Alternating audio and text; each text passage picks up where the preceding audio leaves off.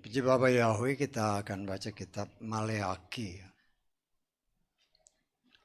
Maleaki pasal 2, kita baca ayat ke-5 sampai ke-7 aja ya. Maleaki pasal kedua, ayat 5 sampai 7, dan semua ayat ini akan kita baca bersama. Perjanjianku dengannya telah menjadi kehidupan dan damai sejahtera, dan aku telah memberikannya sebagai kengerian kepadanya, sehingga dia takut kepadaku dan dia menjadi gentar di hadapan namaku.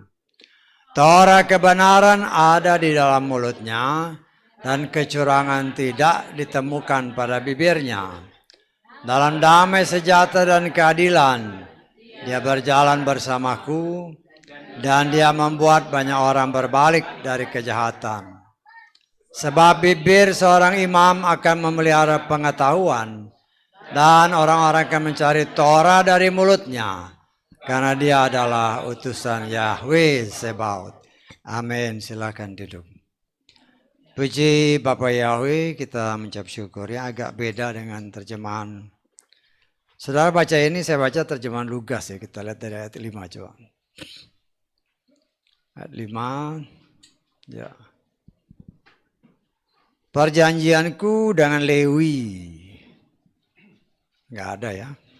Perjanjianku dengan Lewi adalah tentang kehidupan dan damai sejahtera. Agak beda terjemahannya ya. Tapi tidak apa-apa, saya akan ngambil dari kitab terjemahan Lukas ya. Kita mengucap syukur, ya mungkin dalam arti secara keseluruhannya tidak banyak berbeda. Hanya dari kata-katanya kita juga bisa menafsirkannya agak kurang tepat ya. Kita mengucap syukur walaupun bagaimana ini satu pembuktian juga ya. Saya percaya baik diterjemahkan secara lugas, diterjemahkan ILT 1, 2, 3, kalau nggak salah sampai 4 sekarang ya. Itu membuktikan ya bahwa terjemahan-terjemahannya itu juga macam-macam ya.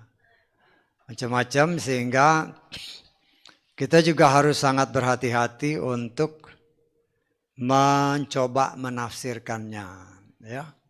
Kita mengucap syukur orang-orang ini kan kita pandang sebagai orang yang ahli dalam bahasa, baik dalam tata bahasa maupun pengertian bahasanya, baik dalam bahasa Ibrani maupun dalam bahasa Yunani ya. Tapi kalau dalam terjemahan bahasa Inggris dia tidak terlalu banyak berbeda ya. Tidak terlalu banyak berbeda. Nah, saya juga nggak ngerti kenapa mereka menerjemahkannya. Yang boleh kita tafsirkan dalam kurun waktu yang boleh dikatakan sama ya. Dalam kurun waktu yang mungkin setahun 2 tahun bedanya. Tapi cara menerjemahkannya agak berbeda. Ya mungkin anggota tim penerjemahnya juga orangnya beda. Kita tidak tahu.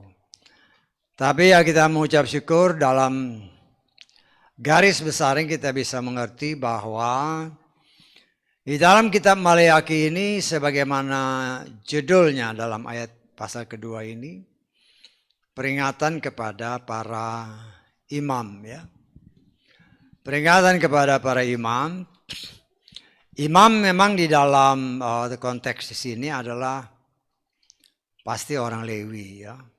Orang Lewi. Orang Lewi adalah orang atau suku yang ditetapkan Bapa Yahweh sendiri untuk menjadi imam melayani bangsa Israel khususnya. Ya. Dan hanya orang-orang Lewi lah yang mempunyai hak untuk melayani di tabernakel. Bahkan yang berkemah di sekeliling tabernakel itu harus orang Lewi. Tidak boleh dari suku lain. Bahkan suku lain kalau mereka berani menyentuh alat-alat ini, ya hukumannya ya sangat tegas ya. Hukumannya ya mati. Artinya kita melihat di sini betapa luar biasa ketegasan Tuhan di dalam tata ibadah ya. Kita lihat satu ayat ya, Bilangan pasal 4. Ayat ke-15. Ketika Harun dan anak-anaknya telah selesai menutup tempat kudus dan segala perkakas tempat kudus pada waktu perkemahan dibongkar, dan sesudahnya barulah anak-anak Kehat boleh masuk untuk mengangkatnya, dan janganlah mereka menyentuh barang-barang kudus itu, sehingga apa? Mereka mati.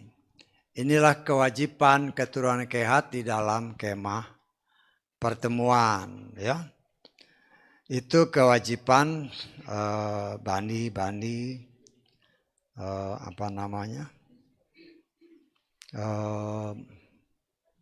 suku Lewi ya. Suku Lewi ini adalah suku yang memang dikhususkan untuk melayani di tabernakel. Kalau yang ini memang, ingat ya, dalam suku Lewi itu ada imam besar, ada imam. Kita sudah belajar, kita ulangi lagi. Ya. Imam besar itu hanya keturunan Harun. Tetapi kalau imam itu selain keturunan Harun, itu imam-imam biasa. Mereka yang melayani tabernakel waktu mereka bongkar pasang ini. Tadi ayat yang kita baca, bongkar pasang tabernakel itu hanya orang Lewi, tidak boleh dari suku yang lain. Ya. Orang Lewi pun mereka tidak boleh melihat barang-barang kudus ini. Jadi kalau mereka mau bongkar pasang, imam-imam besar sudah menutup semua barang-barang kudus, baru saudara-saudaranya orang Lewi ngangkat. Jadi dalam arti kata, tidak semua orang Lewi pernah melihat baik itu tabernakel itu sendiri, ya, dan semua peralatan di ruang kudus. Hanya imam besar yang lihat, ya. Karena selain imam besar, ya, itu tidak boleh melihat. Sehingga waktu mereka mau mindahin barang-barang ini, imam besar dia tutup dulu semua barang, baru diangkat oleh orang Lewi. Demikian juga dalam melayani di dalam tabernakel, ya, baik pelayanan, pokoknya di sekeliling tabernakel itu. Kalau nanti saudara baca di dalam kitab Bilangan pasal 2, pasal 3 itu tata perkemahan, ya. Tata perkemahan, karena orang-orang Lewi ini kan ada yang dari keturunan Harun, ada yang keturunan Kehat, ada yang keturunan 3 orang anaknya ini, ya, ada Kehat, ada Merari, ada Gerson, ya. Jadi masing-masing punya tugas. Nah, mereka ini ada di sekeliling tabernakel. Orang lain nggak boleh, ya. Kalau kita lihat ayat yang lainnya di dalam Bilangan pasal ke berapa ini? Pasal ke 1.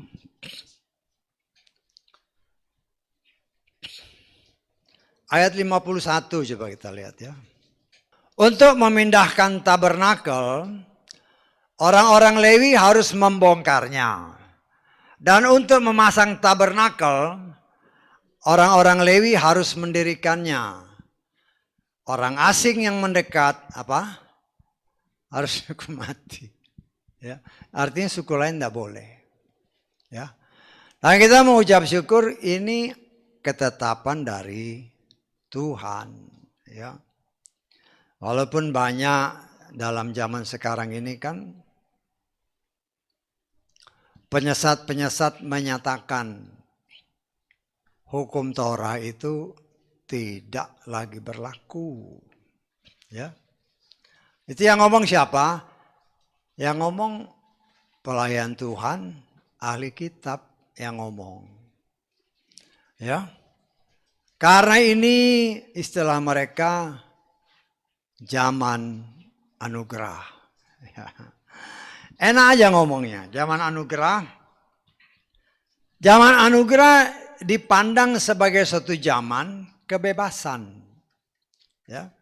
Jadi kita tidak perlu lagi mengikuti Torah dengan segala aturannya. Sedangkan Yeshua sendiri berbicara.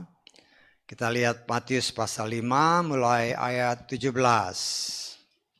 Sampai ke berapa ini? 19. Janganlah mengira bahwa aku datang untuk membatalkan Torah atau kitab para nabi. Ini Yeshua yang ngomong ya. Aku datang tidak untuk membatalkan, melainkan untuk menggenapinya. Perhatikan ayat 18. Sebab sesungguhnya aku berkata kepadamu, nah ayat ini perhatikan. Sampai langit dan bumi berlalu, satu iota atau satu kera ia pun dari Torah sekali-kali tidak akan lenyap sampai segala sesuatu terjadi. Ya. Oleh karena itu siapapun yang mengabaikan satu dari perintah-perintah yang terkecil ini dan mengajar orang-orang secara demikian, dia akan disebut yang terkecil dalam kerajaan sorga.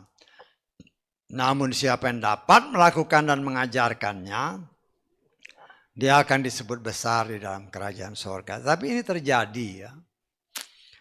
Ya, karena ya mungkin saudara juga pernah dengar, saya juga pernah dengar soalnya. Mereka khotbah itu Torah tidak berlaku lagi. Dengan berbagai macam aturannya. Kita hidup dalam masa anugerah. Ya. Anugerah seolah-olah zaman kebebasan, mau seenaknya. Nah inilah yang kita dapat pastikan, ini nabi palsu. Ini pelayan palsu, ini penyesat akhir zaman sesuai dengan apa yang Yeshua katakan. Karena Torah itu adalah aturan, perintah dan ketetapan yang Bapa Yahweh sendiri turunkan kepada manusia melalui Moshe. Itu satu-satunya aturan, perintah, dan ketetapan yang langsung dari Tuhan. Dan ini menjadi satu patokan bagi mereka yang menamakan diri umat Tuhan. Melalui para imam yang seharusnya mengajarkannya sesuai dengan apa yang tertulis. Sehingga umat Tuhan tidak tersesat. Saya tangkap ya. Jadi ada aturannya. Tuhan berikan kepada Moshe berikan kepada para tua-tua Israel untuk mengajarkannya dan ditetapkan melalui Harun sebagai imam besar dengan saudara-saudaranya, dengan anak-anaknya ditetapkan sebagai imam besar dan saudara-saudara sebagai imam-imam yang membantu pekerjaan daripada imam besar. Ini berlaku sampai saat ini. Walaupun sekarang, ya harus kita akui, ya tabernakelnya belum ada. Bait sucinya belum ada. Tetapi kalau kita melihat kegiatan untuk kembali mendirikan bait suci ini, ya sudah sangat santer kan. Di mana-mana ada berita yang mengatakan mereka sedang mempersiapkan untuk pembangunan bait suci yang ketiga. Semua itu memang harus berkaitan. Ya. Berkaitan dan saya percaya waktu Tuhanlah. Itu yang akan menentukan kapan bait ini didirikan. Ya. Karena itu semua ada kaitan dengan apa yang tertulis dalam kitab Wahyu. Ya. Karena itu saya pernah mengajarkan kepada saudara, Kalau di luar sana ada orang yang berpendapat bahwa apa yang ditulis dalam kitab Daniel ada kitab-kitab yang dimeteraikan dan yang akan dibuka pada akhir zaman, mereka menafsirkannya buku-buku yang baru muncul atau dimunculkan seperti kitab Heno dan sebagainya. Tetapi dari pengajaran yang Tuhan berikan kepada saya dan saya ajarkan kepada saudara, saya berani memastikan bahwa kitab-kitab itu bukanlah kitab yang dimaksudkan Tuhan seperti yang tertulis dalam kitab Daniel. Ya. Dan kita sudah belajar bahwa memang kitab itu akan menulis tentang akhir zaman, tetapi Tuhan bilang kepada Daniel, meteraikan dulu, nanti pada zaman akhir zaman dibuka. Dan saya percaya kitab yang dimaksudkan itu adalah kitab Wahyu yang ditulis oleh Rasul yang dikasih oleh Bapa Yahweh di dalam Yeshua Mesias. Karena kriterianya kita sudah belajarkan, kriterianya sama antara Daniel dan Yohanes sang rabi, ya, Rasul Yohanes, ya. Sama-sama orang Yahudi. Karena biar bagaimanapun sumbernya harus tetap orang Yahudi. Saya tidak tahu ya buku-buku yang banyak dibaca oleh orang, khususnya penyembah Yahweh, ya. Khususnya penyembah Yahweh percaya banget buku Henoh, buku Yasar, buku berbagai macam itu. Katanya buku yang baru dimunculkan, ya, main caplok aja, ya. Siapa yang ngarang nggak tahu. Dan kita sudah dibukakan ternyata yang diceritakan di sana, sebagian besar memang yang tidak ada dalam kitab suci. Karena saya percaya kitab suci kita yang sekarang kita sedang belajar, semua yang berhubungan dengan umat pilihan Tuhan itu ada dalam kitab suci kita. Tetapi yang tidak berhubungan langsung dengan umat pilihan, atau bahkan yang dikerjakan oleh setan, itu tidak ditulis. Dan tidak perlu Tuhan menulisnya. Atau memerintahkannya ditulis oleh para nabi-nabinya. Supaya apa? Supaya jangan menyesatkan. Supaya apa? Supaya jangan justru pekerjaan-pekerjaan non pilihan Tuhan, bahkan pekerjaan setan ditulis, akhirnya menyesatkan banyak orang yang menamakan diri umat Tuhan. Dan kita memang harus bertindak tegas, ya. Bertindak tegas artinya mengambil sikap. Kalau kitab suci kita tidak mengajarkannya, yaitu anggap aja untuk sebagai pengetahuan sampingan, asal tahu, ya. Tetapi kita asal tahu, kita tahu bahwa itu nggak benar, itu aja.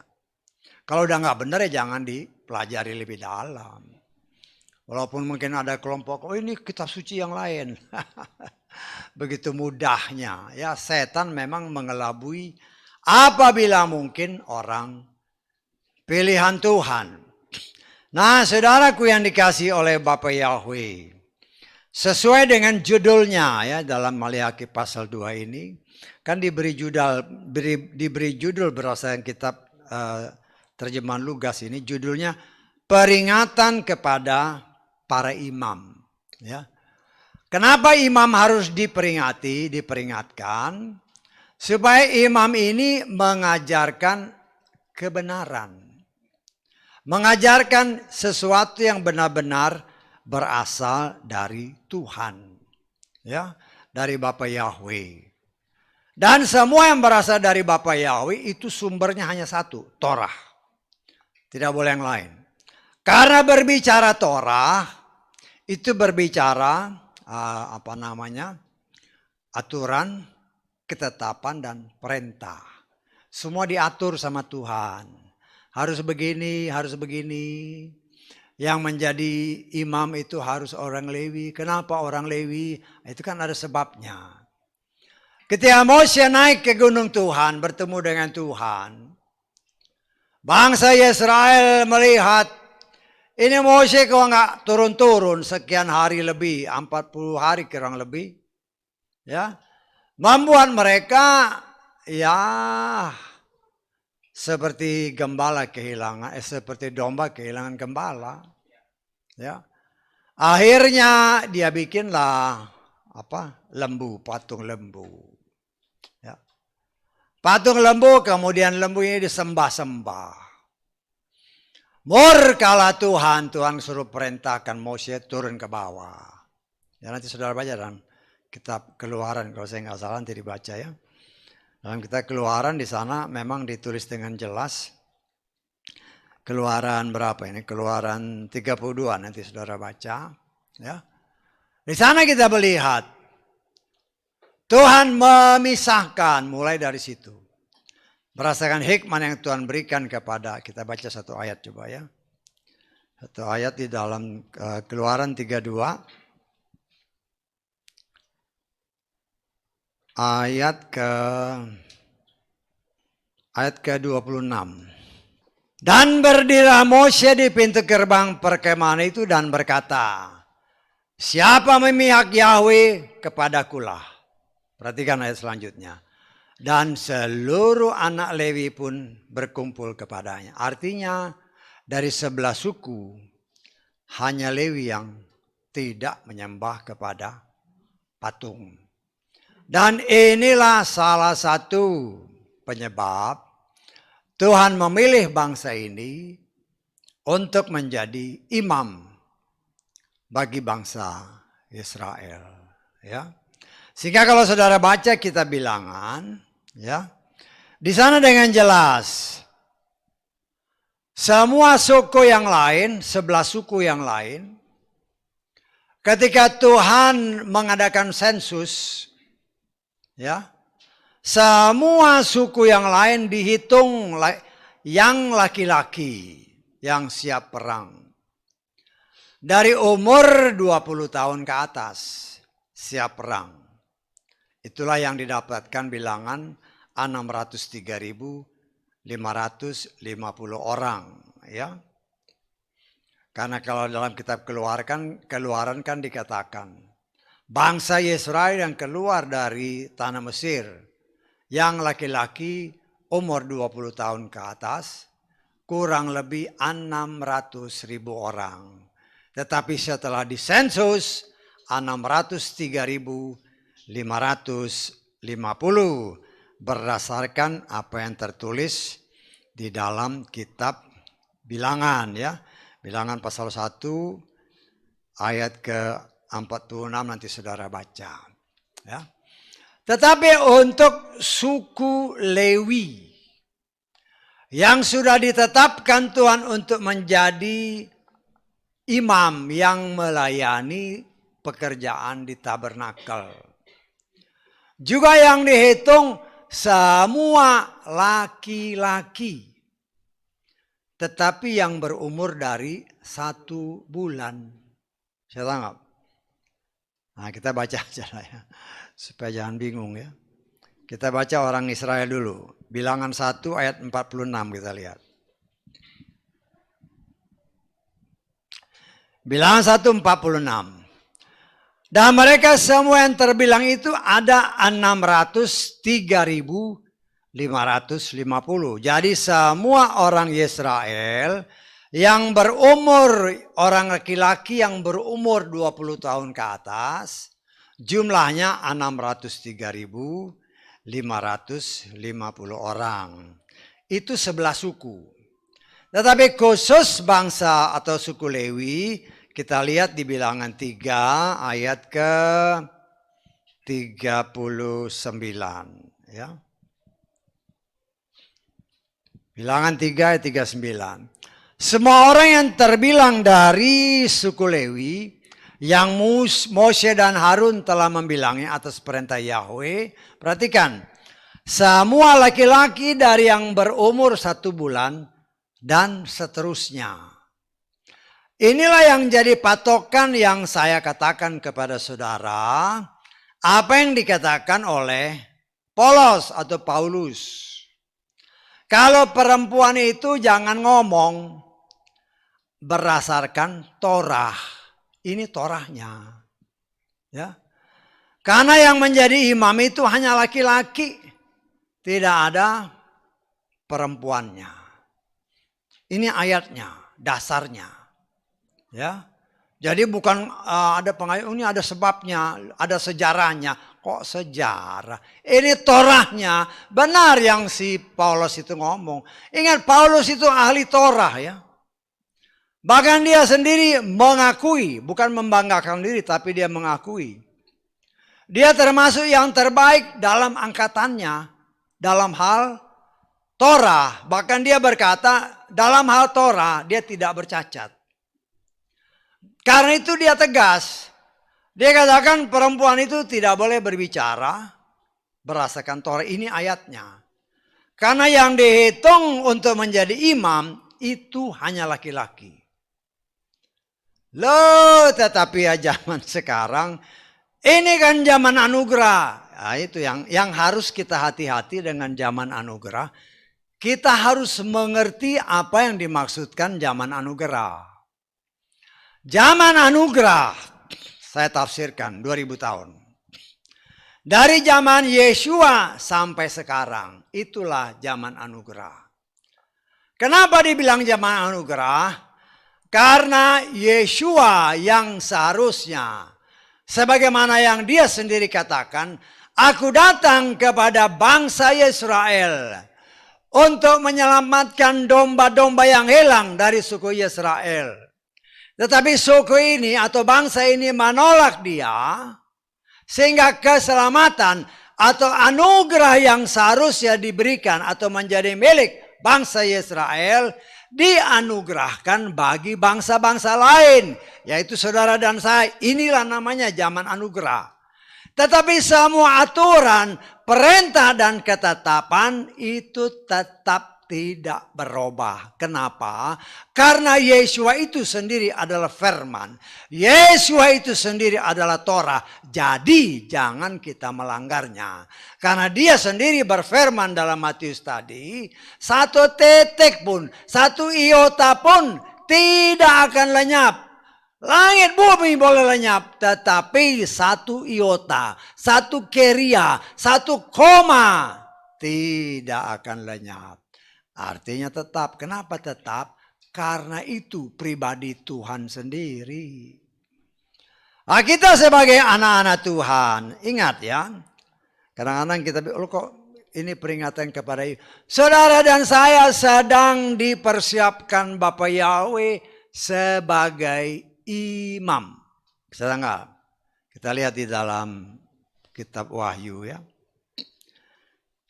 Kita baca, ya boleh kita baca mulai Wahyu pasal 1 juga enggak apa-apa ya. Wahyu pasal 1 ayat ke berapa ini? Ayat ke-6. Serta menjadikan kita raja-raja dan imam-imam bagi Elohim dan Bapaknya, bagi dia kemuliaan dan kekuasaan untuk selama-lamanya. Kita baca di dalam Wahyu pasal 5 ayat ke-10. Ya, ayat ke-10 kita baca. Kalau saudara punya kerinduan baca kitab Wahyu ini menarik ya. Dulu lah sebelum bertobat benar-benar ya. Kalau baca Wahyu itu nggak ngerti ya. Tapi setelah ya oleh kemurahan Tuhan belajar banyak hal yang memang ini benar apa yang dikatakan oleh kitab Daniel. Dan saya mengimani inilah yang dimaksudkan oleh Bapak Yahweh. Bahwa kitab Daniel ini, kitab Wahyu ini yang menceritakan akhir zaman sampai selesai. Bahkan sampai langit yang baru, bumi yang baru. Ya.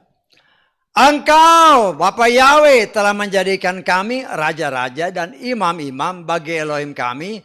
Kami, perhatikan, akan memerintah di mana? Di bumi. Nah, kita lihat di dalam Wahyu pasal ke-20. Ya, enak kan lihatnya? Pasal 20 kita baca. Saya baca lengkap-lengkap ya, kalau dibaca semua banyak sekali. Tapi nanti saudara baca di rumah. Kita baca ayat keempat. Ayat keempat sampai keenam lah ya. Aku melihat tahta dan mereka yang duduk di atasnya. Saya mengimani nanti kita ada di sana. Amin. Ya. Dan penghakiman telah diberikan kepada mereka, kepada kita, ya. Dan jiwa-jiwa mereka yang dipenggal karena kesaksian Yesua dan karena firman Elohim. Serta siapapun yang tidak menyembah binatang buas itu maupun ikonnya. Dan tidak menerima tanda pada dahinya atau pada tangannya. Mereka hidup dan memerintah bersama apa? Bersama Hamasya. Berapa lama? Selama 1000 tahun. Namun orang-orang mati yang selebihnya, mereka tidak hidup kembali sampai masa 1000 tahun itu digenapi. Inilah kebangkitan pertama. Perhatikan ayat selanjutnya. Berbahagialah dan kuduslah dia yang mendapat bagian dalam kebangkitan pertama. Kebangkitan kedua tidak mempunyai wewenang atas mereka. Namun mereka akan menjadi imam-imam Elohim dan Hamasya. Dan mereka akan memerintah bersamanya selama 1000 tahun. Enak saudara dan saya jadi raja, jadi imam. Ya. Terus siapa yang mau yang diperintah? Siapa yang jadi jemaatnya? Loh kan masih banyak orang di sana. Saya tahu masih banyak orang. Tapi orangnya kalau dalam saya bisa tafsirkan banyak kan munafik. Kenapa? Karena dalam 1000 tahun itu setannya diikat. Setannya diikat, wah kelihatannya manis-manis semua. Nanti ketahuannya setelah setannya dilepas, baru kelihatan belangnya. Dan kita akan berperang dengan mereka. Tapi panglima kita, Yesua. Dia pakai kuda putih. Kita juga pakai kuda putih. Bukan kuda putih yang di pasal 6. Kita pakai kuda putih yang di pasal 19. Nah, saudaraku yang dikasih oleh Bapak Yahweh. Karena itu, ya, sebagai calon imam yang akan memerintah dan yang akan melayani dia selama 1000 tahun. Kita sudah diberi peringatan. Perjanjianku berdasarkan terjemahan Lukas. Dengan orang Lewi, dengan imam-imam. Adalah tentang kehidupan dan damai sejahtera. Ingat ya. Kalau berbicara kehidupan. Itu pasti berbicara Yesua. Karena itu ketika kita masuk dengan pengajaran tentang orang pilihan. Selama ini kan kita atau dunia mengenal atau orang-orang yang menamakan diri orang Kristen mengenal. Oh ada pohon kehidupan. Ada pohon pengetahuan yang baik dan jahat. Tapi kita mengucap syukur di tempat ini saya percaya Tuhan sudah singkapkan. Yang Tuhan maksud pohon kehidupan itu adalah Yesua. Karena Yesua itulah firman, Yesua itu sendiri kehidupan. Dia sendiri mengatakan, akulah jalan, kebenaran, dan kehidupan. Ya, tetapi di situ kita sudah belajar melalui firman Tuhan. Itulah bentuk kasih Tuhan. Mau pilih firman, mau pilih kehidupan, atau mau pilih setan, pohon pengetahuan. Lalu sekarang banyak yang dipilih pengetahuan. Mereka yang menamakan diri pelayan-pelayan belajar pengetahuan. Karena ada tertulis Hosea pasal 4. Oh umatku dibinasakan karena kurang pengetahuan. Belajarlah berbagai macam pengetahuan. Sampai pengetahuan tentang setan pun diajarkan. Atau dipelajari. Nah itu kita harus sangat berhati-hati. Ya, pengetahuan apa yang Tuhan maksud? Ada tertulis pengetahuan yang benar tentang Yahweh, bukan tentang pengetahuan yang macam-macam. Karena firman Tuhan menyatakan, kita lihat di dalam Yesaya pasal ke-11 ayat ke-9, ya. Mereka tidak akan melakukan yang jahat ataupun merusak di seluruh Gunung Kudus. Perhatikan. Sebab bumi akan menjadi penuh dengan apa? pengetahuan akan Yahweh seperti air yang menutupi laut. Inilah yang Tuhan kehendaki, bukan pengetahuan macam-macam. Pengetahuan tentang Yahweh. Dan firman Tuhan mengatakan dalam kitab Petrus, pengetahuan, pengenalan tentang Tuhan dengan benar dan sepenuhnya. Karena itu kita harus banyak belajar apa yang tertulis. Dan ketika kita mau membaca dan membacanya, maka Roh Kudus akan memimpin saudara dan saya untuk kita mengerti firman. Karena saya harus katakan kepada saudara, tanpa firman, tanpa Roh Kudus, kita tidak akan pernah bisa mengerti firman. Karena ada tertulis, kita baca Yohanes pasal ke-14 ayat ke-26.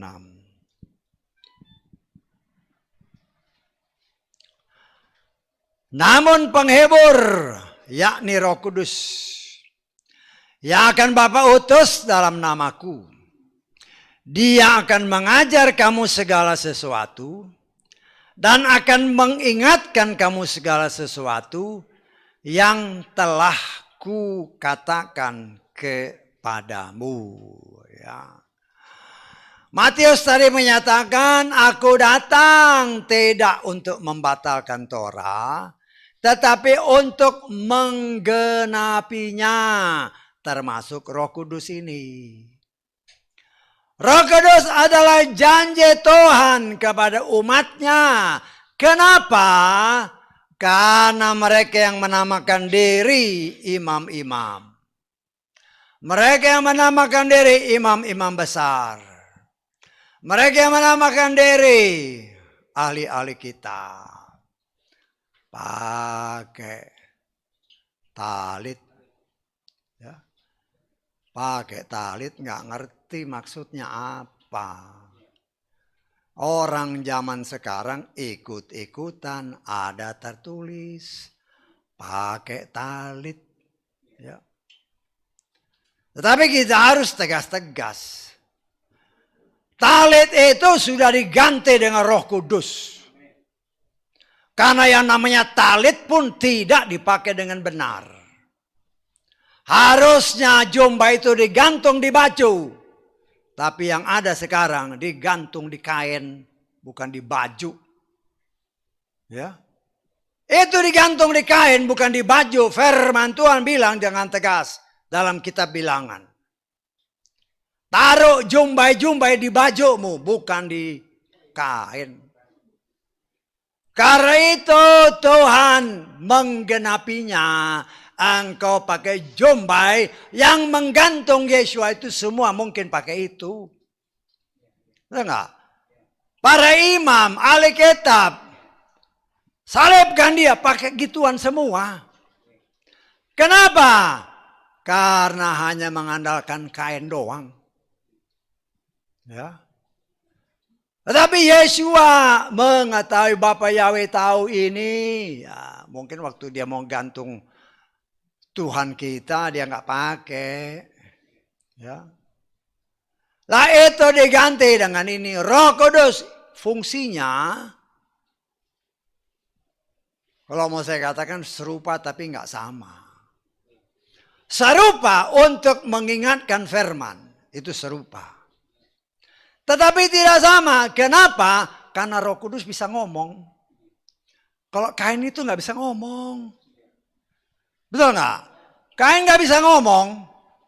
Roh Kudus yang Tuhan tempatkan di dalam saudara dan saya itu mengajar kita. Ini loh firman itu artinya ini. Supaya bukan saja kita mengerti tetapi kita mempraktekkannya dalam hidup. Karena ketika kita mempraktekkan firman itu, maka firman itulah yang akan merubah jiwa kita yang rusak karena dosa. Sehingga dikatakan dalam kitab Yakobus, firman itu yang menyelamatkan jiwa kita. Karena itu di tempat ini, ya mungkin saya sebagai imam, dalam kelompok yang ada di sini. Dan ingat, ya sekarang di sini, tapi saudara pun paling sedikit di tengah keluargamu, engkau juga imam. Dan nanti kita sedang dipersiapkan untuk menjadi imam. Bersama dengan dia 1000 tahun lamanya. Akan memimpin sebanyak mungkin orang yang memang Tuhan percayakan. Yang hidup pada zaman itu untuk tetap beribadah kepada Tuhan. Ya. Bahkan dikatakan dalam firman Tuhan, pada zaman itu, orang yang umurnya 100 tahun, itu masih dianggap mati muda. Mati muda, ya mungkin nanti umurnya seperti zaman dulu. 900 sekian, ya sekian, ya kita tidak tahu. Nanti kita tahu. Ya. Karena itu saudara saya sekarang dia sedang diajar nih. Firman Tuhan jelas menyatakan bahwa kita sebagai orang-orang, sebagai imam, dikatakan oleh firman Tuhan tadi berdasarkan terjemahan ini, perjanjianku dengan Lewi adalah tentang kehidupan dan damai sejahtera. Kehidupan itu ingat, itu hanya dari Tuhan. Bukan dari buah. Kita sudah belajar itu. Bukan dari buah. Ya. Kita sudah belajar buah itu tidak bisa berikan kau hidup. Itulah rahasia firman Tuhan. Itulah kiasan. Tetapi Tuhan berkenan buka bagi orang yang berkenan di hadapan hadiratnya.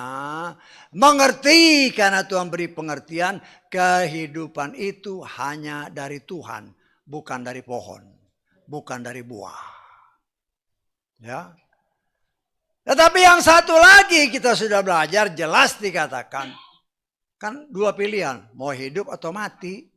Yang dipilih manusia kematian. Enak daging tapi membawa kepada kematian. Lah kita diajar oleh Tuhan. Ada tertulis matikan kedaginganmu. Memang sulit bagi manusia secara jasmani. Tetapi bagi anak-anak Tuhan yang mau sungguh-sungguh hidup berkenan di hadapan hadiratnya. Roh Kudus ini yang menolong kita. Memampukan saudara dan saya untuk benar-benar mematikan keinginan daging, keinginan mata dan keangkuhan hidup yang masih mencoba menguasai hidup kita. Tetapi Roh Kudus senantiasa mengingatkan saudara dan saya sehingga kita tidak lagi terpikirkan untuk mengenakkan daging. Ya walaupun kita memang masih di dunia, masih menangkap semua dengan indera kita, sehingga kadang keinginan itu masih muncul. Tetapi ketika itu muncul, nah Roh Kudus, karena Roh Kudus ini hidup. Bukan kain yang tidak bisa memperingatkan. Bahkan dengan pakai kain itu apa yang terjadi? Kelihatannya banyak orang yang kelihatannya sombong banget. Maka itu kelihatannya sudah wah sekali. Padahal itu justru salah. Kau nggak ngerti firman. Ya. Itu sudah diganti sama Roh Kudus. Itulah yang saya katakan serupa tapi tidak sama. Serupa dalam arti untuk mengingatkan manusia akan firman. Tetapi tidak sama karena kain itu atau baju itu yang ada jumbai tidak bisa ngomong. Tetapi Roh Kudus bisa ngomong. Dia akan ingatkan, salah. Cepat bertobat. Ini jalan yang benar. Itu Roh Kudus. Itu yang Yesus katakan, aku datang untuk menggenapinya. Ya, nah, kita mau ucap syukur, kita belajar ya. Karena memang proses penyempurnaan itu sedang Tuhan kerjakan dalam hidup kita. Dan saya percaya sebagaimana tertulis kehidupan dan damai sejahtera. Ketika kita hidup sebagai pelaku firman, kita akan merasakan damai. Nggak ada tuduhan. Penuduh itu, pendakwa itu kan setan. Setan itu mendakwa kalau kita berdosa. Tapi kalau kita hidup dalam firman, nggak ada yang bisa didakwakan. Nggak ada. Orang mungkin bisa mengeluarkan kata fitnah, macam-macam lah. Tetapi karena kita merasa, saya tidak melakukan itu. Maka kita tetap ada damai sejahtera. Ya. Nah, kita kan sebagai anak-anak Tuhan, kadang-kadang kita dengar, wah orangnya begini, biarin aja. Kita menganggap itu dulu. Saya tanggap. Itu karakter lamaku yang sudah dikubur. Tapi sekarang aku hidup dan berjalan di dalam kebenarannya. Sehingga walaupun orang mau menuduh, ya mau mengorek-ngorek, namanya setan mengorek-ngorek. Kita tidak merasa terganggu, ya tetap damai. Karena tidak ada lagi tuduhan. Kehidupan itu benar-benar menguasai hidup kita. Ya. Di dalam ayat ke berapa nih? Ayat ke-6. Coba ya kita bandingkan. Ini saya ini sama saya itu. Ayat ke-6 dari Maleakhi pasal 2 tadi. Torah kebenaran ada di dalam mulutnya. Ya, di dalam mulut imam. Ya. Kecurangan tidak ditemukan pada bibirnya. Perhatikan baik-baik. Kenapa dibilang Torah kebenaran? Karena tadi sudah dijelaskan Torah itu terdiri aturan, perintah, ketetapan Tuhan dari Bapa Yahweh. Yang benar. Kenapa ditetapkan yang benar di sini? Ditekankan yang benar. Karena muncul yang namanya Torah palsu. Saya tanggap. Torah yang tidak benar. Torah yang dibuat berdasarkan pikiran manusia. Inilah yang diajarkan oleh imam-imam palsu. Ini yang diajarkan oleh penunggang putih, penunggang kuda putih di dalam kitab Wahyu pasal 6. Dikasih aturan-aturan, tapi bukan dari Tuhan.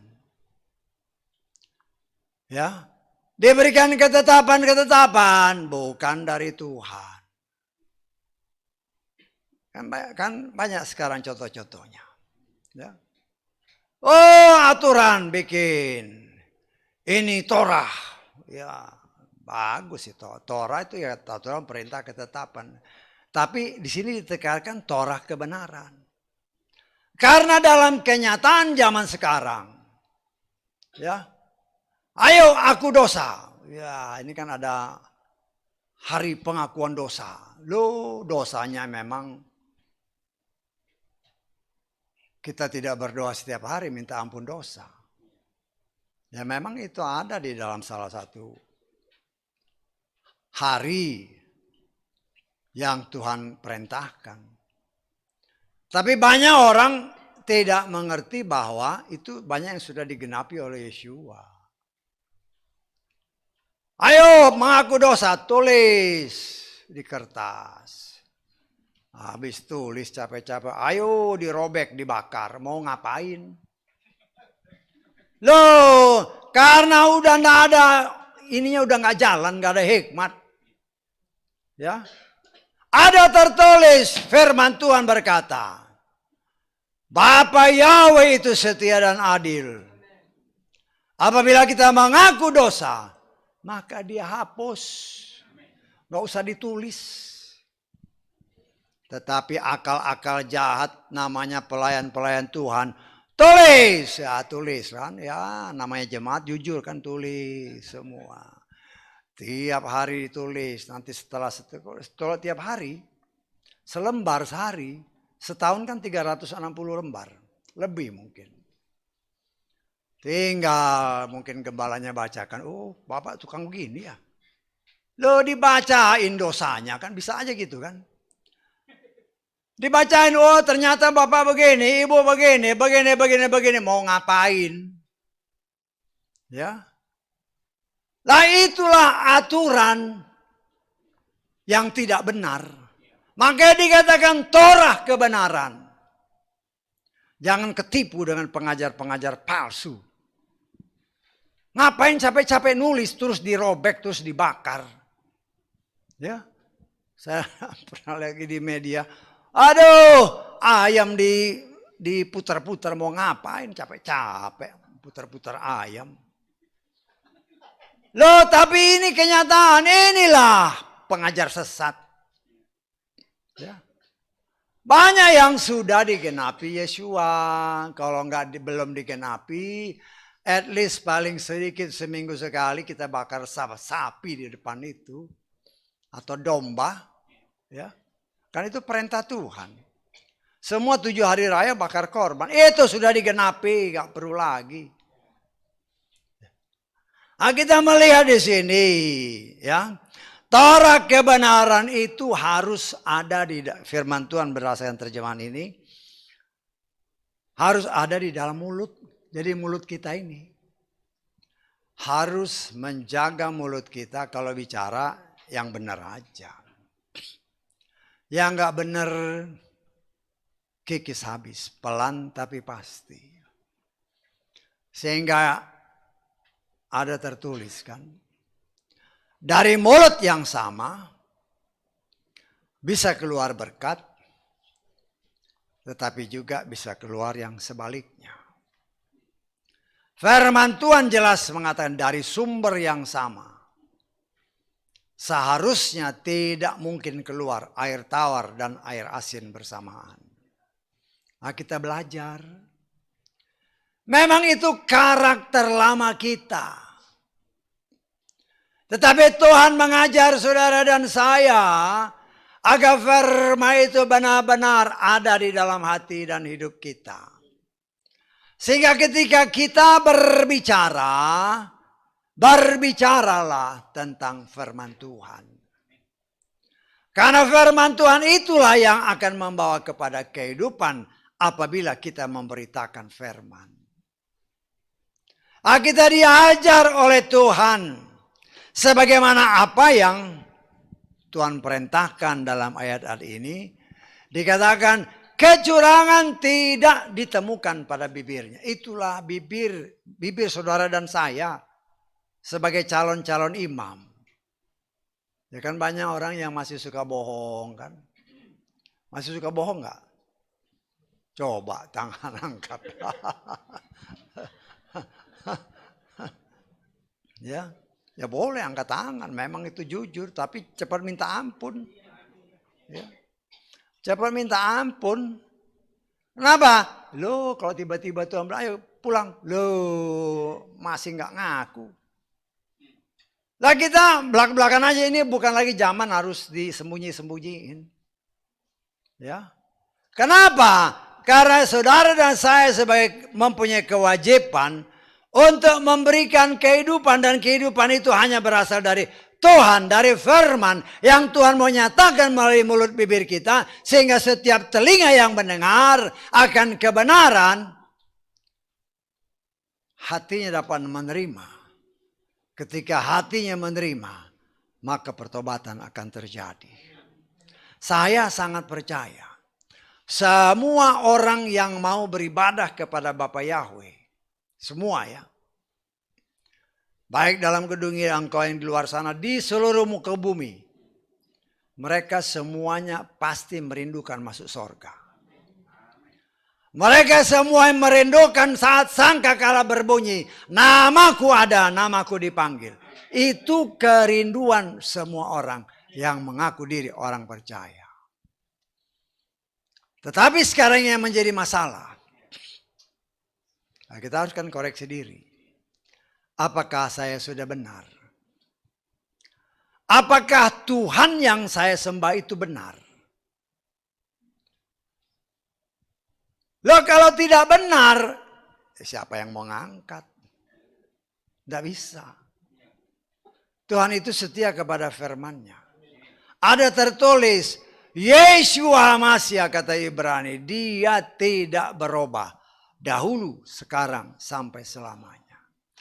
Artinya namanya tidak berubah, firman-Nya tidak berubah, tetapi zaman sekarang yang menamakan diri zaman anugerah. Loh sama aja, enak aja si setan ngomong sama aja. Kenapa? Karena setan tahu kalau pakai nama itu pasti selamat. Saya berkali-kali menyatakan dari tempat ini, setan paling takut dengan nama Yahweh. Karena dia tahu itu nama Tuhan yang Maha Kuasa.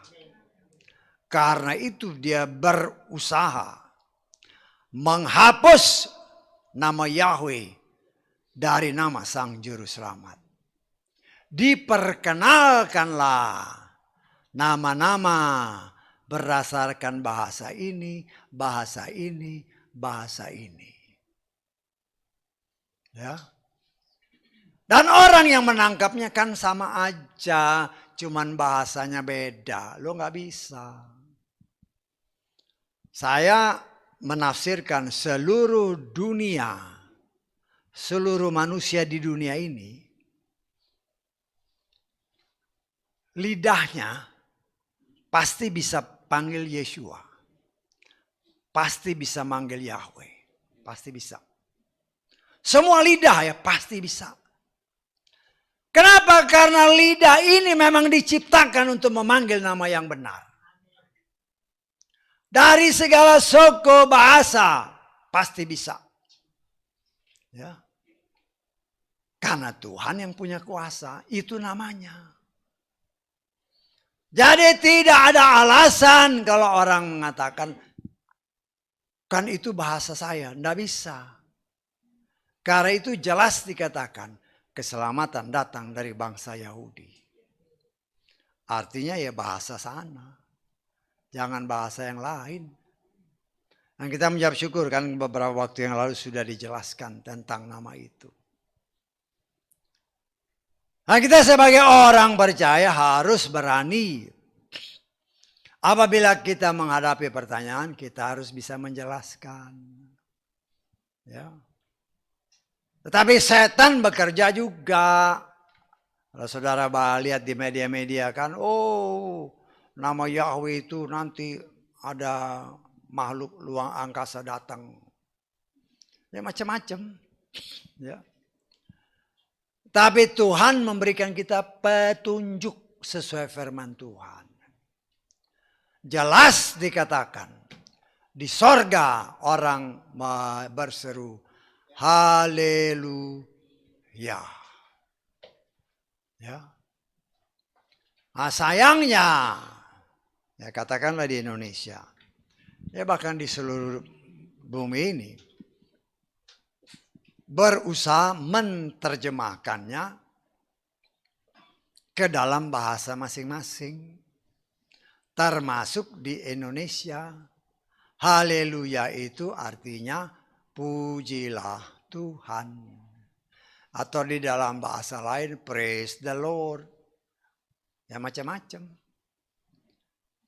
Itulah tipu daya si setan untuk menghilangkan nama yang kudus dari mulut bibir orang yang percaya kepada dia. Yahweh di dalam Adonai Yeshua Mashiach. Dan kita sudah dibuka, kita sudah diajarin bahwa di sorga itu yang dipuji hanya Yahweh. Kalau yang dipuji itu Yahweh berarti pemilik sorga adalah Yahweh. Sehingga kita tidak akan pernah mungkin bisa ditipu oleh si setan dengan berbagai macam caranya.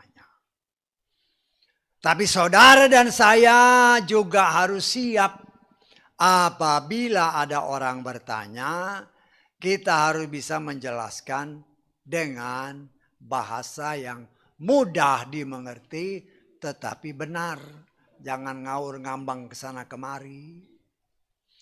Karena itu kita harus belajar bagaimana sih caranya supaya saya ketika saya ngomong sama orang itu ngerti. Ya. Dan berkali-kali kan dikasih tahu diingat. Tapi ya namanya manusia. Seringkali diingatkan ya lupa lagi, diingatin ya lupa lagi. Karena itu kita perlu Roh Kudus. Karena salah satu tugas Roh Kudus mengingatkan kita akan firman Tuhan. Nah, saudara dan saya sebagai imam-imam, jelas dikatakan harus lidah mulut bibir ini tidak ada dusta. Siapa yang masih suka bohong ya bertobat. bertobat. Ya. Karena ya ini pernah diungkapkan ya. Sekali bohong, orang nih, dia berbohong sekali, wah jantungnya juglak, betul nggak? Ya. 2 kali ya mulai agak pelan. 3 kali ya masih ini. Tapi sudah keempat kelima, ya udah biasa aja. Kenapa? Sudah jadi roh. Sudah roh pembohong itu sudah di dalammu. Jadi udah nggak takut lagi. Karena itu yang namanya penipu atau pembohong, ya karena udah sering bohong, ya nggak kelihatan lagi. Dia sudah lagi tidak merasa dia bohong. Nah inilah yang bahaya. Tetapi apabila kita mau bermeditasi di bawah kaki Tuhan, ya mungkin malam-malam ingetin apa yang tadi aku ngomong ya dari pagi, bohong nggak ya? Ya, cuman kadang-kadang kan ada pembelaan, oh kan nggak bohong itu kan, ya itu dipelintir dikit-dikit lah, ya itu setan. Bohong kecil sama bohong besar, judulnya apa? Bohong. Ada tertulis jangan berbohong. Dosa adalah pelanggaran terhadap Torah. Kalau namanya bohong ya dosa. Kalau dosa jangan harap masuk surga. Karena itu saudara dan saya belajar dan terus belajar. Tuhan terus menerus ingatkan kepada kita semua. Supaya bibir kita ini sebagai seorang imam tahu memelihara pengetahuan yang benar akan firman. Ya, kita lihat baca selanjutnya Pak. Di dalam ayat ke berapa? Ayat ke-7. Ayat ke-7 kita lihat ya. Bibir seorang imam akan memelihara pengetahuan. Orang-orang akan mencari Torah dari mulutnya. Karena apa? Dia adalah utusan Yahweh. Saudara dan saya utusan Tuhan. Wakil Tuhan, representatifnya Tuhan. Duta-duta besar kerajaan sorga yang Tuhan tempatkan di mana saudara dan saya ada. Harus kasih lihat, saya ini ambasadornya sorga. Duta besarnya sorga. Ya harus kasih lihat. Jangan ambasador surga tapi ngomongnya bohong terus. Ya. Mungkin ya kita tidak, saya percaya kita tidak perlu munafik lah. Saya percaya tidak ada satupun di antara kita sejak kecil tidak pernah bohong. Pasti pernah bohong. Ya saya juga termasuk saya. Sejak kecil ya pasti pernah bohong. Ya. Tapi karena kita tahu itu bukan dari Tuhan, cepat atau lambat Tuhan mengikis habis dari dalam hidup kita. Sehingga kebohongan itu, dusta itu tidak lagi ditemukan dalam hidup kita. Karena kita dikatakan oleh firman Tuhan jelas ya. Bibir seorang imam memelihara pengetahuan yang benar tentang Bapa Yahweh berdasarkan kitab Yesaya. Memiliki pengenalan yang benar siapa Tuhan kita. Sehingga kita mengerti kepada siapa kita ibadah. Ya, kepada siapa kita ibadah. Apa yang kita lakukan. Apakah kita memuji menyembah Tuhan itu sudah sesuai kehendaknya. Nah, kita harus bertanya diri ke diri kita sendiri. Kita tanya terus kita ngomonglah sama Roh Kudus. Apakah yang kulakukan ini sudah berkenan? Ya. Saya nggak tahu saudara suka tanya nggak? Saya pribadi suka nanya. Ya, karena berdoa Tuhan apa sudah berkenan. Kenapa saya mau masuk surga? Betul. Saya mau masuk surga. Karena itu saya tanya Tuhan. Apakah saya memuji Tuhan ini sudah benar? Apa saya menyembah Tuhan ini sudah benar? Apakah firman yang kubaca ini sudah kupraktekkan dengan benar atau belum? Kita tidak pernah bisa mengukur standar iman kita, tidak ada. Tidak seorang pun bisa mengukurnya. Hanya Tuhan yang bisa mengukur.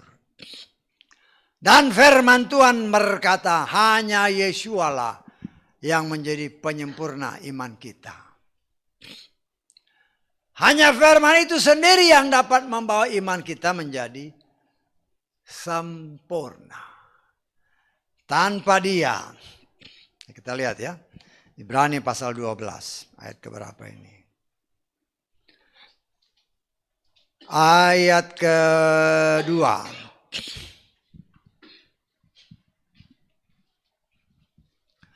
Sambil memandang kepada Yeshua, penguasa dan apa? Penyempurna iman. Yang dengan mengabaikan aib ganti sukacita yang disediakan baginya, dia tabah memikul salib. Maka dia telah duduk di sebelah kanan tahta Elohim.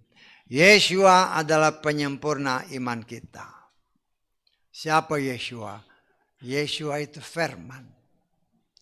Ada tertulis iman datang dari pendengaran akan firman.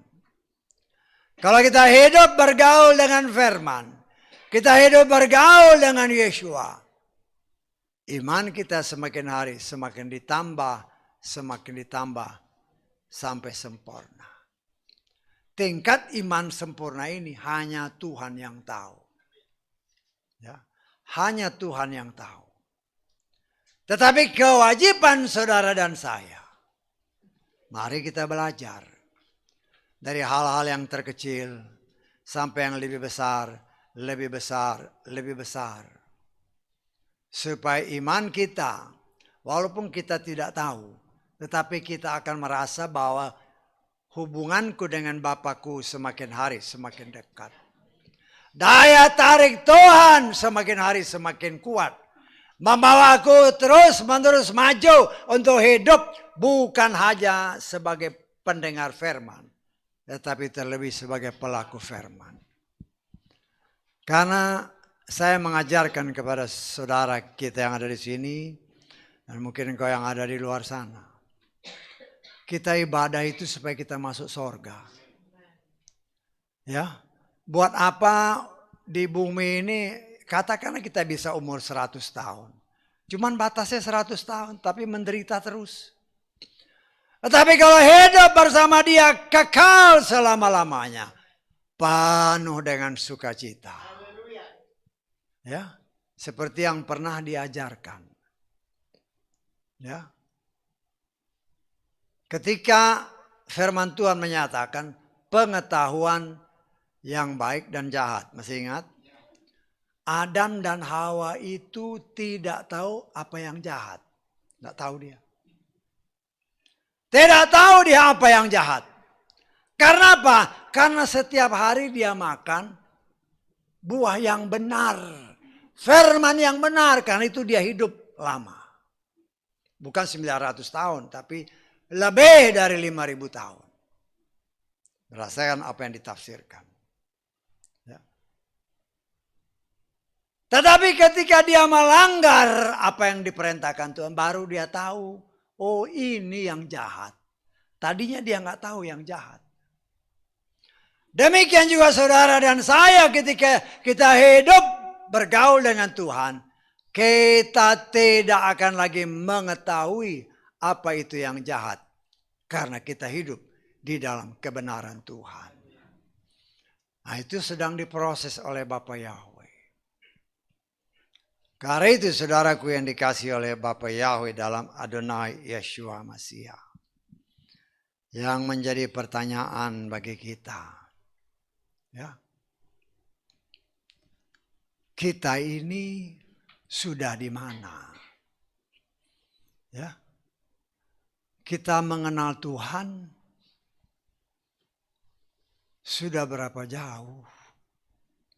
Kayak kemarin kan, semalam kan? Wah ibadah. Masih takut sama setan, gimana nih? Loh ini kenyataan ya. Ya kan, seperti filman kemarin kan, semalam kan. Kalau masuk gelap-gelap ya, kalau siang-siang sih lewat kuburan nggak apa-apa, masih masih siul-siul. Kalau malam-malam, waduh, apalagi cuma modal senter kan, wah kelihatan di situ. Ya. Tuhan mengajarkan kepada saudara dan saya, kalau kita hidup di dalam Tuhan, kalau kita hidup di dalam firman, kalau kita hidup di dalam Yeshua, setan tidak punya kuasa untuk menjamah kita. Tidak bisa. Karena itu tertulis, bukan asal ngomong. Ketika Tuhan tanya sama setan, waktu dikumpulkannya malaikat termasuk setan, dalam kitab Ayub kan Tuhan tanya, setan dari mana aja lu? Nah, istilah kasarnya kayak gitu kan. Dari mana aja kamu? Setan kan ngomong, dari jalan-jalan menjelajahi muka bumi. Artinya dia melihat-lihat. Ya. Tapi di situ kita juga bisa mengambil patokan. Ya. Setan itu tidak maha kuasa. Betul nggak? Bisa tahu ya, kan dia bilang kan, kita lihat aja deh. Ya. Supaya kita bisa menangkap apa maksud firman itu. Ya. Ayub pasal 1 ayat ke-6. 6.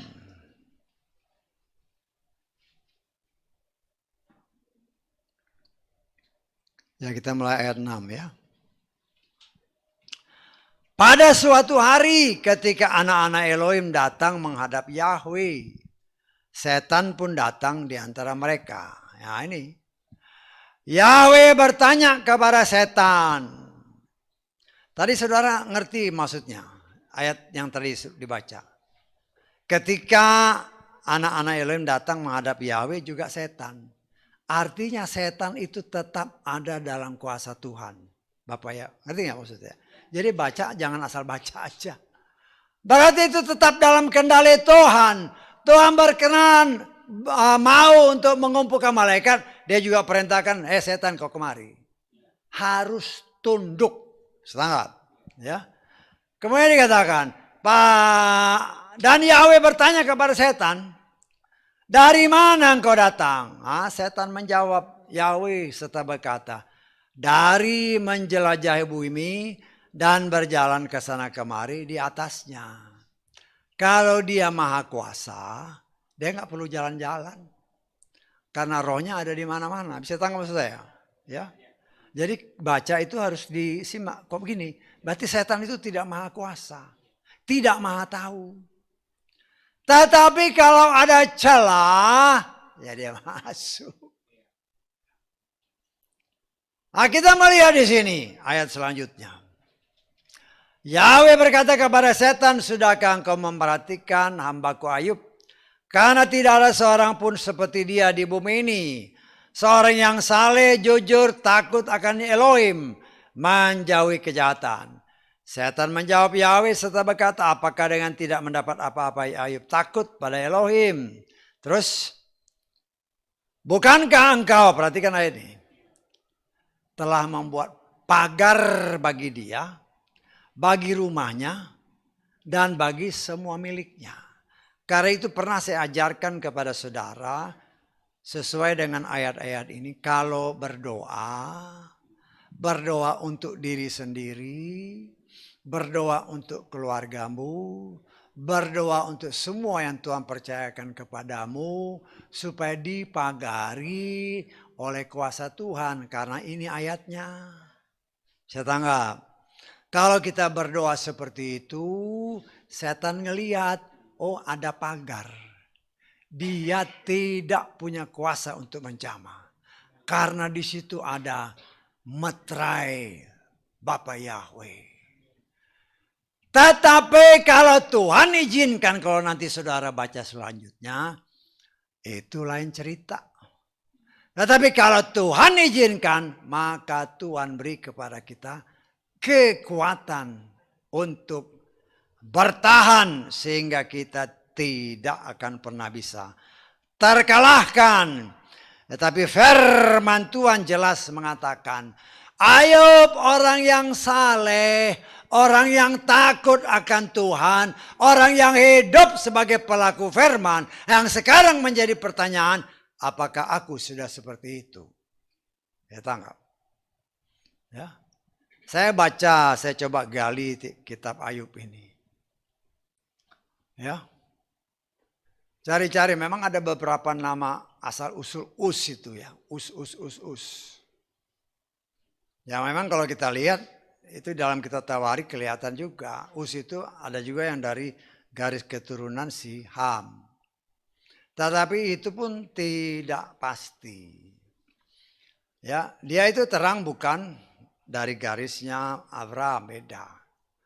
Hanya ditafsirkan, ya boleh kan ditafsirkan sih, boleh-boleh aja.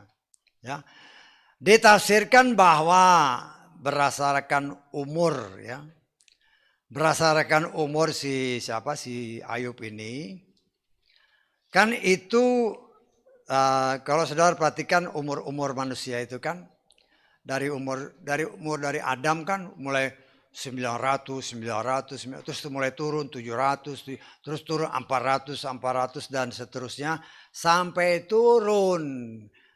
Nah, sekarang ini ya 50, 80, 100 tahun. Nah, berdasarkan firman Tuhan, Ayub itu hidup 140 tahun. 140 tahun diperkirakan atau ditafsirkan, ya namanya orang nafsir boleh aja, ya kemungkinan besar dia hidup itu antara zamannya Yakub, karena Yakub itu umurnya sekitar 147 tahun, ya sekitar segitu. Tapi ya bagi kita yang harus kita lihat, Ayub itu karena dia hidup berkenan di hadapan Bapa Yahweh, maka Bapa Yahweh memagari dia dengan kuasa yang luar biasa, yang tidak bisa ditembus oleh si setan kalau Tuhan tidak izinkan. Saya tangkap. Kalau Tuhan tidak izinkan, tidak akan bisa ditembus. Karena itu saya katakan, setan itu takut dengan nama Yahweh. Tetapi dia coba mengecoh umat Tuhan akhir zaman. Oh, nama ini sama, nama ini tidak bisa. Nama itu tetap satu. Yesus berkata, ya, aku datang dalam nama Bapakku. Siapa nama Bapaknya? Itu firman Tuhan jelas menyatakan. Bapak Yahweh sendiri berbicara kepada Moshe, Yesrael itu anak sulungku. Dan kita sudah belajar di tempat ini. Ketika Yesua mengajarkan umatnya, orang-orang Yesrael, dia mengajarkan kalau berdoa, Bapa kami yang di sorga. Kenapa? Karena Yesua sudah tahu bahwa orang Yesrael harusnya mengerti kalau dia berdoa Bapa kami di sorga, Bapaknya itu namanya Yahweh. Tetapi orang di sini, Bapa kami di sorga, siapa nama Bapakmu? Bingung. Kenapa bingung? Karena tidak berpatok kepada apa yang tertulis. Ya, Yesua sendiri berbicara, aku datang dalam nama Bapakku. Ingat, dia itu orang Yahudi. Artinya dia datang dalam nama Bapa Yahweh. Dan hanya dalam nama Yesua itu ada nama Yahweh. Nah, kita sudah diterangkan kan, apa hubungannya antara nama Yahweh dan nama Yesua. Nah, tinggal kita terus lebih mendalami. Nah, saya percaya kehendak Tuhan, apabila Tuhan mengingatkan kepada saudara dan saya akan ayat-ayat ini, peringatan kepada para imam. Kenapa? Karena saudara dan saya kelak, ya bahkan sekarang ini sudah menjadi imam. Paling sedikit di tengah keluargamu. Berani memperkenalkan nama Bapakmu. Siapa nama Bapakmu? Yahweh. Kalau kau tanya orang-orang di luar atau saudara-saudaramu, siapa nama Bapak orang Israel? Mereka bingung karena patokannya bukan firman. Ya. Kalau ditanya Bapak kami di sorga itu Bapaknya siapa? Orang Israel tahu karena itu ada tertulis. Dari situ kita belajar dan kita tahu bahwa nama Bapa adalah Yahweh. Nah, saudara dan saya sebagai imam. Ya, memang tadi kan disebut imam laki-laki. Ya kalau memang katakan ada yang single parent kan. Ada yang mungkin ya cuman seorang ibu, bapaknya udah nggak ada. Selama anakmu belum akil balik, belum dewasa, ya engkaulah imamnya. Nah, tapi kalau dia sudah dewasa, ya mungkin kau tinggal sendiri, engkaulah imam bagi dirimu sendiri. Ya. Dan kita harus juga berbesar hati. Ya. Kalau kita mungkin ya ibu-ibu dipakai melayani Tuhan, ingat batasannya. Saya tanggap. Ingat batasannya. Bukan asal bikin aturan sendiri. Karena itu tadi dikatakan Torah kebenaran. Harus ada aturannya. Ya, harus ada aturannya. Aturannya ini harus kita ikuti. Jangan lewat. Ya. Kalau mungkin dalam kondisi yang tertentu. Ya berdoa tanya Tuhan. Minta tanda. Tuhan kondisinya seperti ini, firman-Mu berkata seperti ini, kondisinya seperti ini. Celikkan mataku supaya aku bisa mengerti, boleh nggak? Bisa tanggamu saya? Jangan main terobos. Asal terobos saja kau bisa celaka. Tanya Tuhan, Tuhan itu tertib dan teratur. Dan Tuhan tidak mungkin melanggar firman-Nya sendiri. Karena banyak orang di luar sana salah mengartikan firman Tuhan dalam kitab Timotius. Tuhan setia walaupun kita tidak setia. Itu diterjemahkannya macam-macam. Dan banyak orang salah menerjemahkan. Sehingga salah mempraktekkan. Kita kutip ayat terakhir ini ya. Dalam suratan Timotius. 2 Timotius pasal kedua. Ayat ke-13. Ini yang seringkali disalahartikan. Ya. Jika kita tidak setia, dia tetap setia. Ini disalahartikan. Artinya walaupun saya nggak setia, Tuhan setia, enak aja mengartikan seperti itu. Hati-hati. Ya, karena itu saya pernah mengajarkan dan saya tambahkan sedikit. Supaya untuk memperjelas. Ya. Karena dia tidak dapat menyangkal dirinya sendiri. Siapa dirinya? Dirinya itu firman. Bisa tanggap. Nah kalau kita tambahkan firman itu di atas. Jika kita tidak setia kepada firman-Nya. Dia tetap setia kepada firman-Nya. Bisa tanggap. Artinya kalau kita tidak setia kepada firman-Nya. Dia tetap setia kepada firman-Nya. Engkau melanggar firman. Firman-Nya katakan hukuman. Bisa tanggap. Jadi jangan sampai kita kalau baca semua. Karena banyak orang cuma baca jika kita tidak setia dia setia. Tidak baca di bawahnya. Dia itu tidak dapat menyangkal dirinya. Artinya siapa dirinya? Dirinya firman. Firman itu kita tempelin ke atas. Kalau kita tidak setia kepada firman-Nya, dia tetap setia kepada firman-Nya. Engkau melanggar ya hukum. Saya tanggap. Nah, kita harus sangat berhati-hati dalam menerjemahkan firman.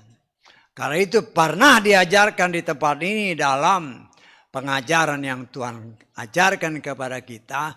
Jangan salah menafsirkan firman seperti yang diperbuat oleh Hawa, oleh Abraham dan oleh Sarah. Salah menafsirkan firman, akibatnya sampai sekarang. Karena itu kita belajar. Menafsirkan itu boleh selama ada firman. Tapi hati-hati dalam menafsirkan. Karena banyak ayat-ayat yang harus menjadi tidak boleh kita melanggar ayat yang lain. Kita menafsirkan ini tidak boleh melanggar yang lain. Kalau melanggar berarti itu banyak salahnya. Tetapi kalau tidak melanggar, kita bisa menafsirkan yang kita tafsirkan itu kemungkinan besar benar. Tetapi benarnya berapa hanya Tuhan yang tahu. Saya tanggap. Haleluya, amin. Mari kita bangkit berdiri.